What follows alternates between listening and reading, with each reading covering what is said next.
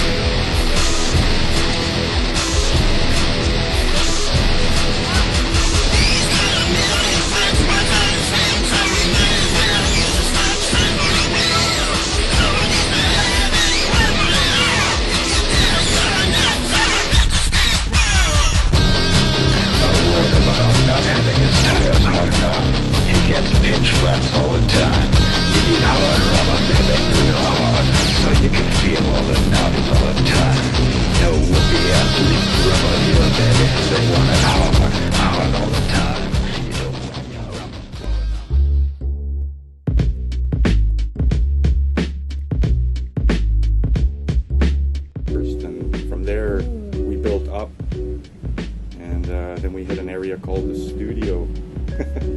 Oh yeah. No, actually, we started on the studio. You told me you and Jerry were hiking up that lower part at first, and if you couldn't find the line, you'd see these purple mushrooms growing on the ground. That's right.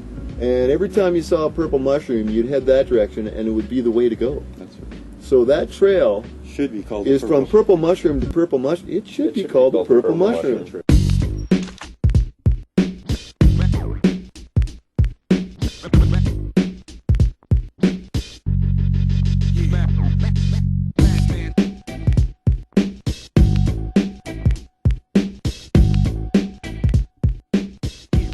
Even if you just want to go and ride a normal trail, or if you want to go and drop the biggest drop in the world, if it's not a competition and you're having a lot of fun, that's free riding.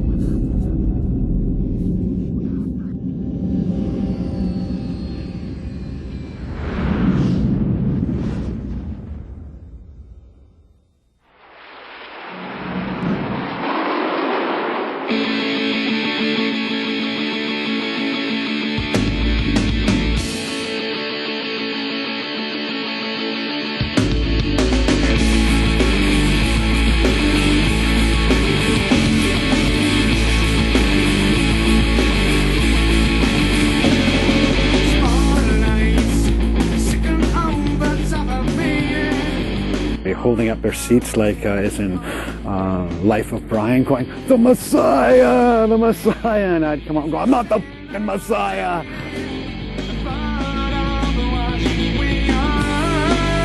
And so we got to the top of the hangman. He was pink. He was pink. So then he pulled out his beer that he had in his water bottle holder, and I guess that got us through that.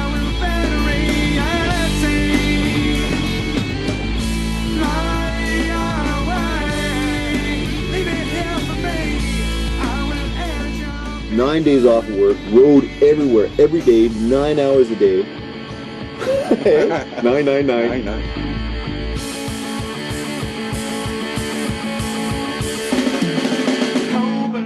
And then Todd started putting like little ladder things to get over, or little ramps just to kind of make it a little easier out of the big trees that he couldn't move. And then it just kind of went crazy.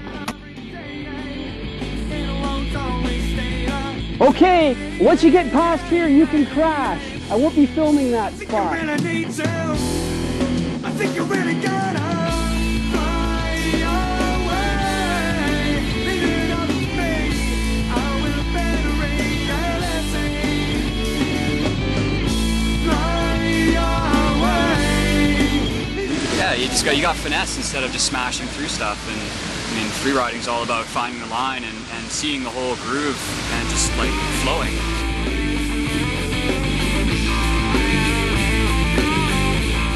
It's the fact that it's constantly evolving and there's all this different aspects of the sport coming together and it never stays the same.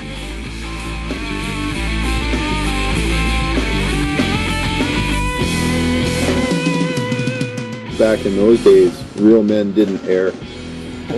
You had to keep the nose down.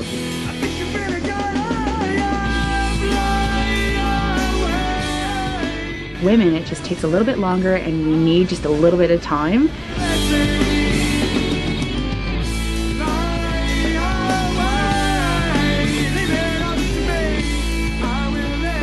Corporations having to find a word to be able to create gear for people to go out and do whatever they want to do on bikes. The actual concept of free riding is everything that isn't and doesn't have boundaries.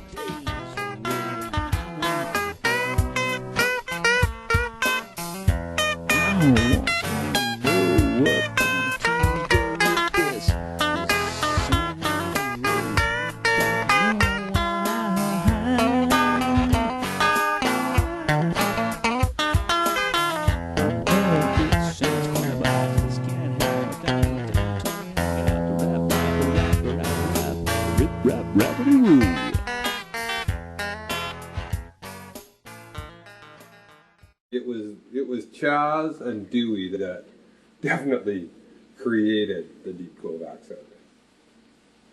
There was a time when those guys could just order clothes into their bike shop and start wearing them, and then just every kid in the Cove would be wearing those clothes. They just sell it all, right? It didn't matter if it was ugly stuff or if it was good stuff, or as long as those guys were wearing it, it didn't matter. No shit, man. It was like those shorts, they must have sold 1,000 pairs.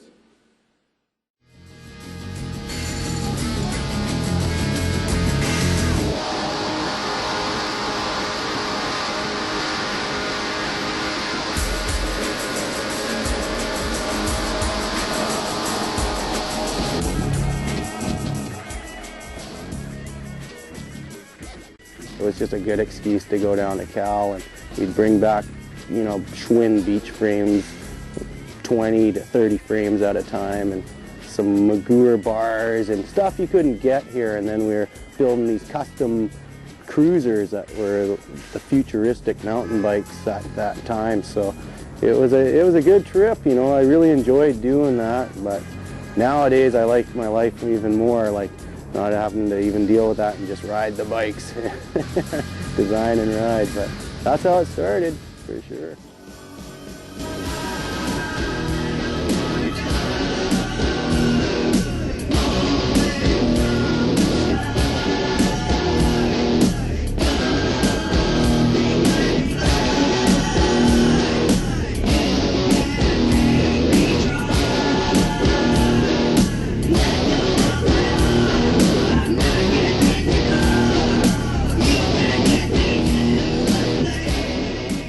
We're going to step back in time right here to basically what it was like 15 years ago, and this is what we all started on. So come have a look.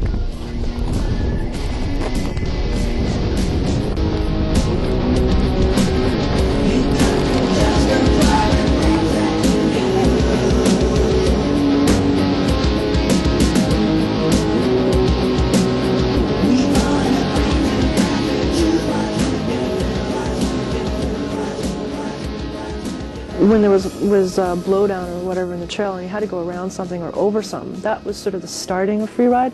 Like you'd have to ride over some log or something, and then Todd started putting like little ladder things to get over, or little ramps just to kind of make it a little easier out of the big trees that he couldn't move. Beach cruiser Schwinn's, great for wheelies and stuff, but they weren't really state of the art at the time, because this guy from San Francisco cruised in on a bike, and he had a real mountain bike. It was a handmade, it was a Eric Koski's Trailmaster, and he gave us the business card, and Doug flew down there and brought back one of these beautiful cruisers. Well, it was a real mountain bike, and he was just like the talk of the town with this thing, you know, and right away, you know, we started importing those. And then it just kind of went crazy. And they were putting this trail down this area, and there was an awful lot of dead wood on it, so they started putting out chunks of wood like this. Rather than cut the log out of the way, it was more work. They just grabbed a chunk of cedar and put it over it and made a little ramp, and that was definitely an eye-opener. Those were the first stunts. Hell, nobody even wore helmets then, you know, and toe clips. It was black and blue for months. I was just like, maybe I'm not cut out for this. The inside of my thighs were black, like I was a bruised banana for like months on end. It was just ridiculous.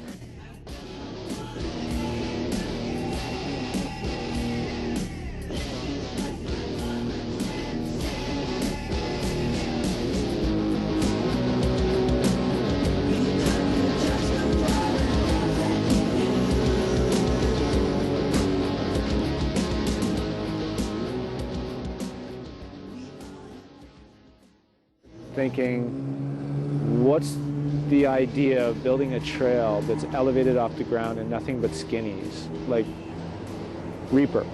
When Reaper popped up, I was kind of like, what's up with that, man? That's just like, you're begging to like get her, and you're begging to get trails closed when they're not even really open.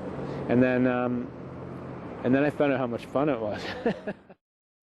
You had to hike your bike in, you know, to the Big Eye. You had to hike your bike for 10 minutes just to get to the trailhead, through the bush, beeline it up. If you didn't know the way, you weren't finding it.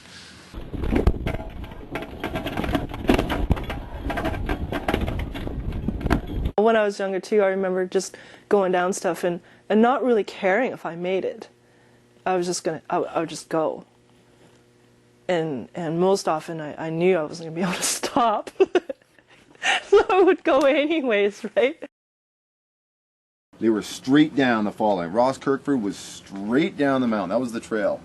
That's why it turned into the ravine it is now, and they made Crinkum Crankum out of that, switchbacking back and forth. But I remember going down the Ross Kirkford, and it was just big, you know, every time, every week you'd go down it, the drops would be about another 6-8 inches bigger from the washout. When we started, it was more like, I think most people were from a skier background. You know, you'd put the front wheel down. It was like locked arm, ass out, head down. And like on the rigid bikes, we used to ride 140 millimeter stems with super narrow flat bars. We rode most of the stuff like that. So we thought that getting your hands down low and in front was going to be more stable. Well, that's kind of stupid. That's right. It was. You remember Dale? Yeah. Dale was a big red-headed guy, and he had Adidas shorts on and a little blue T-shirt, and it was snowing. And so we got to the top of the hangman, and he was pink. He was pink. So then he pulled out his beer that he had in his water bottle holder, and I guess that got him through. I don't know. Dale was pretty good at that.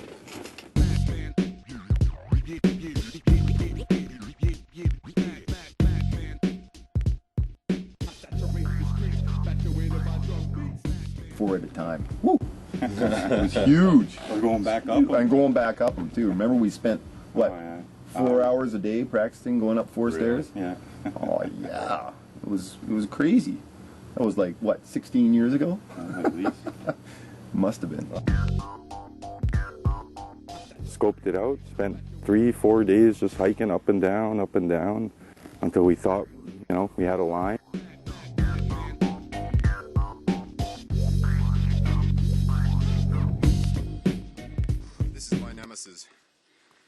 done by me.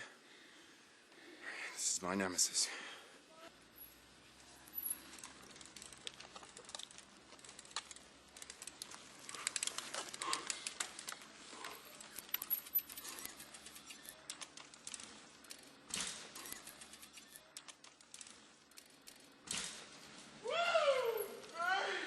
Everybody started airing. We thought it was a fad. We thought it was something that was going to go away in a year. We did. That's right. So it was like 3 years later, it's still there. It's getting bigger, and we're going, wow, I guess we got to start doing some air. It really started with Dangerous Dan, though, eh? The airs. Yeah, Well, and Jody Dobson and Dan Sedlicek. Yeah. I remember they went out filming with Digger, and all of a sudden they were airing everything. 4 feet was huge. 4 feet was huge. Picnic table. Mass picnic table. Oh. Woo! You are a god. I mean that. Until I did it, so everyone figured it wasn't very high. And he proceeded to ride everything. Wade was, back then, he was hopping he kind of had a funny style. It was hopping half trials, half BMX, half 3 halves. He was really good. Wade does, and I believe he does anyways. Yes, I think he said he did. And a lot of the guys that I consider really good come from a BMX background. The only thing I don't like about it is the fact that I never did it, and I wished I had, because most everybody I run into that's an exceptionally good mountain biker, like good at dirt jumps and airs and pretty much everything, come from a BMX background. You've got pro caliber downhillers and guys whose career was actually riding, and now their sponsors are kind of pushing them towards the free ride scene just because there's such a big media hype about it and huge exposure. And when you got pro caliber guys in the sport and focusing on what's going on, I mean, the level just increases.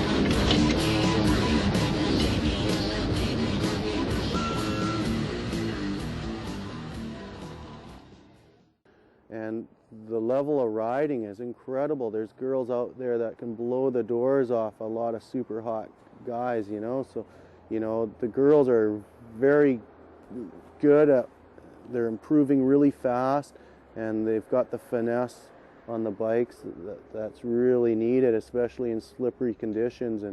And we're starting to see these days incredible chick riders coming out of nowhere, you know, which is really nice to see.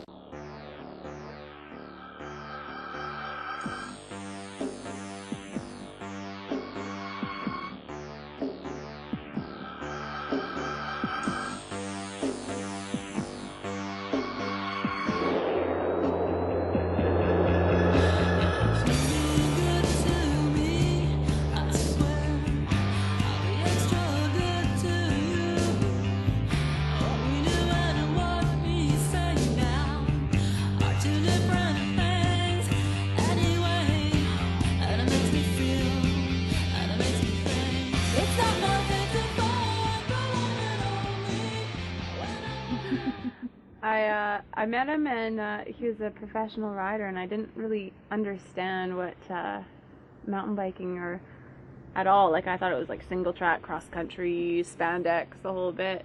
And he's like, no, why don't you come out with us? Why don't you come out? I'm like, okay. So they put me on this huge VPS Norco, or the VPS 1, and put a body armor on and the full face and gloves, and I'm like, man, I can barely hold myself up. Felt like one of those kids, like, when you dress them up and they're like, I can't move.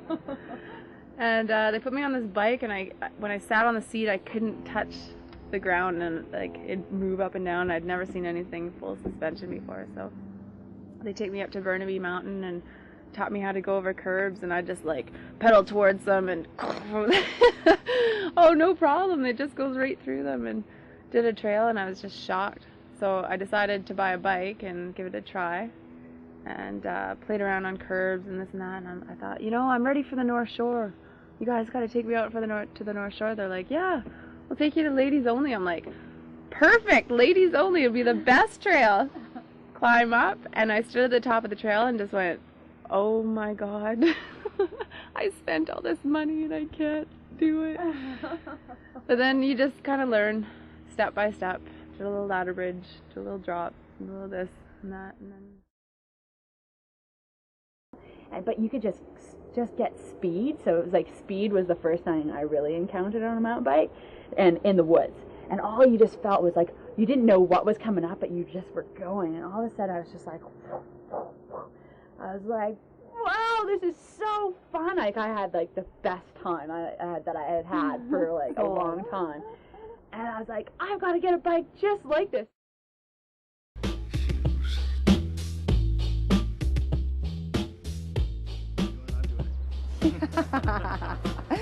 It's actually funny because I was up in, on this trip I was up in Nelson, and there's this road gap that Sam Brown just built, and it's the 719 road gap, and everyone's talking about the 719 road gap, and I get there, they've actually just rebuilt it. It's to be bigger and badder than the last one.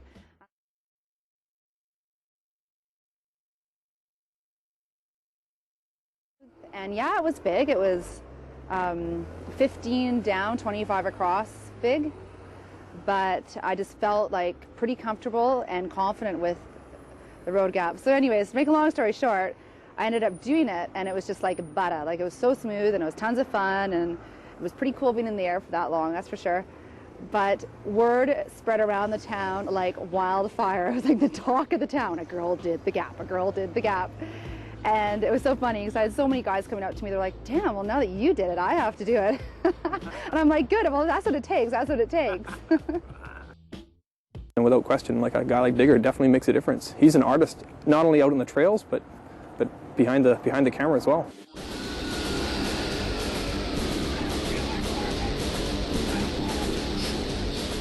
It was a rainy day in North Van, and I seen this guy come tromping out of the woods in the full yellow rain gear. He was all bearded up at the time. I figured he was a tugboat captain or some gnarly dude. Turned out he was, you know, one of the most extensive trail builders. The burly Digger. Oh, he's in here every day. Can't get rid of him.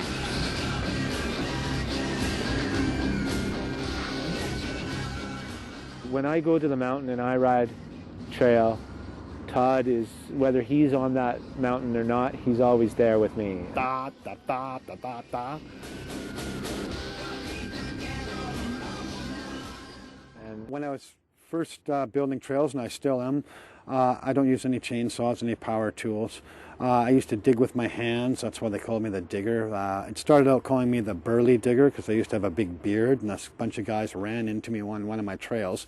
And I was on all fours, digging in the dirt, and they ran into mountain bike Mike and said, oh yeah, we ran into that burly guy digging. And Mike said, the Burly Digger. And that's what they called me. They started calling me the Burly Digger. And then all of a sudden it changed into Digger, and now they just call me Diggs, which I don't mind at all. I got a really good Digger. Okay. You're doing it all wrong, Trevor. This is how you do it. That's a pretty good one, but I've got an even better one. And so when you get into training, you gotta pat yourself down, and then you get your feet, and you push, and you push, and you push, and you push, and then you get some more dirt in there, and pat it down, and then step on it, and then you find a rock like this, and you pick it up, and he picks up a rock twice that size, puts it over here, pats it down, and then boom, boom, boom, boom, boom. Meanwhile, that's during his smoking phase. He's got a cigarette hanging out of his mouth. We're all coughing and choking, and we got his ghetto blaster with him, and that's my impression of Digger. But that's how we built this trail, with advice like that. It sure helped us, because we didn't have a clue. I still think Digger's trails are some of the cooler ones to ride. They tend to be a lot smoother. I think because he has that riding ability a little bit more than some guys, his trails tend to show a lot more of the flow and enhance the natural stuff that's there rather than trying to just blast through. He tries to utilize natural features more often than other guys. You know, you see people when they're describing trails too, they're going to do this a lot, and that really describes his trails a lot more. So he's done a lot of really good stuff out there. No. I have a couple of trails that are being built right now, but I'm not telling anybody about them. As soon as you start telling people about trails, it's not a secret trail anymore. The district's shutting everything down. Every trail you build, too many people riding it. My rule of thumb was if I told a friend about the trail and I caught him riding it with another friend who I hadn't told, I'd break his baby finger. And go look at Dan's finger.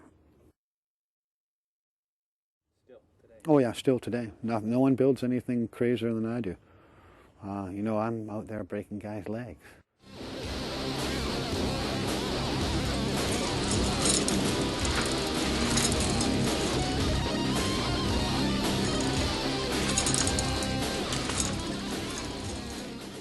Chris hit the section first, and then I came down right after him, and I guess Chris had wiped out or something, and he was just picking himself up, and I came down, and as I was in the air, I noticed Chris was still standing on the landing of the jump, and Digger was standing right in front of him.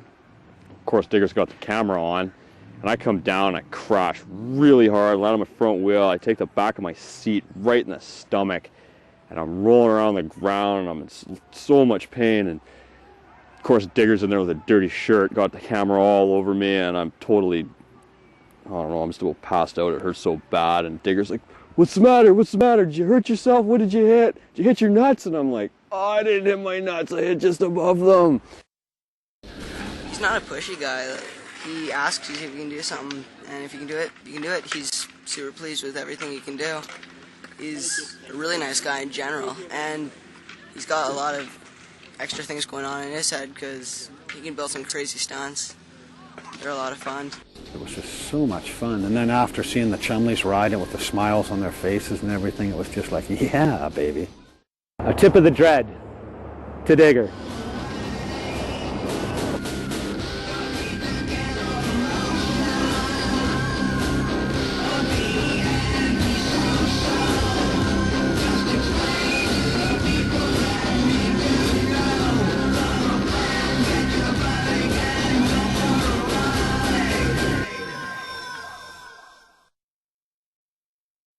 Guy I know that made this contraption for a bicycle. His name's Ross, and he had a partner named Kip Chugi, and they're from Nevada City, California. And I was asking them one day, you know, that this thing goes on the back of your bike, and it's called an extra cycle, and it extends the wheelbase by 22.5 inches, and you can carry 250 pounds on there. And you know, I was saying to him, like, you know, how much weight can you carry on there? He said 250 pounds. I go, that's amazing. I go, you know, like, say if you put it all on one side of the bicycle.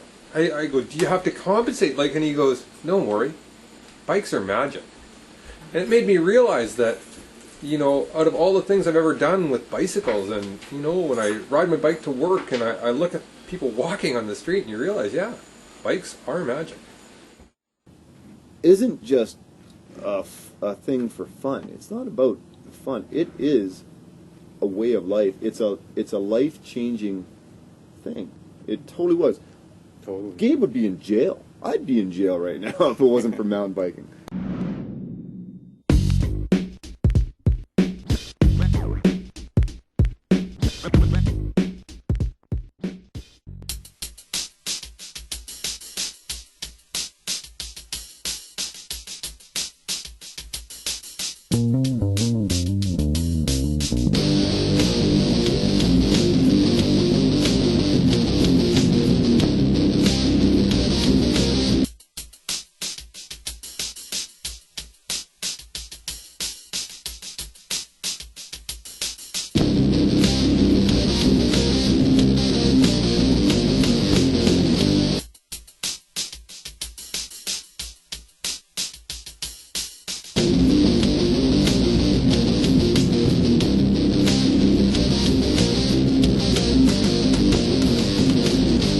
Top Bike Shop, North Shore Hardcore, parts, service, accessories. If